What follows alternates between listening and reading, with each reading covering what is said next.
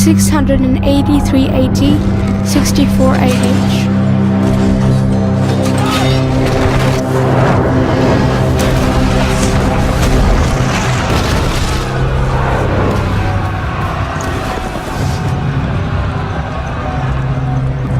An army dispatched from Syria laid siege to Makkah and burned the Kaaba.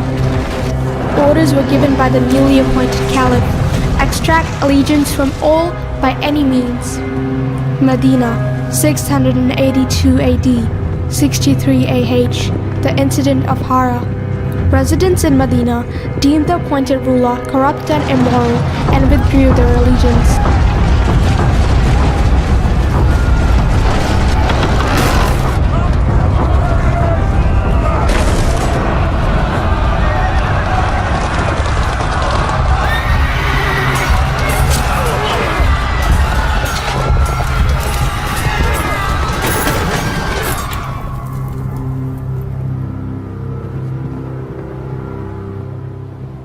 He sent in his army.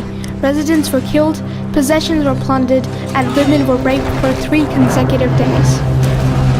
Thousands were slaughtered, including Prophet Muhammad's companions. That ruler was Yazid of the Umayyad dynasty. His father Muawiyah appointed him caliph and broke the peace treaty with Hassan ibn Ali. Yazid openly violated the principles of Prophet Muhammad's teachings whilst demanding allegiance from all. However, Prophet Muhammad's remaining grandson refused, seeking to reform his grandfather's nation. He was Hussain ibn Ali. Something terrible has happened. We're not even yet 50 years after the death of the Prophet, and we are about to see the Prophet's own grandson being massacred by a group of people and their leaders who were calling themselves Muslim. A kind of madness has entered into the picture, and that madness is about power. To have and to hold on to power. It's about this Umayyad dynasty. People with arrogance are now ruling, people of injustice, tyranny, and corruption.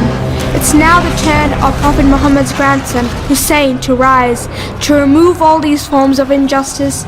He recognizes that he has to stand in order to enjoin the good and forbid the evil. Hussein's ethos was about establishing freedom.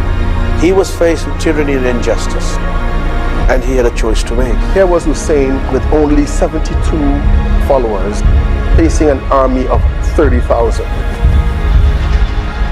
He could have walked away with his life intact and his family, but he decided to make a stand, a selfless stand. A normal person would want to back down, but Hussain maintained his ground.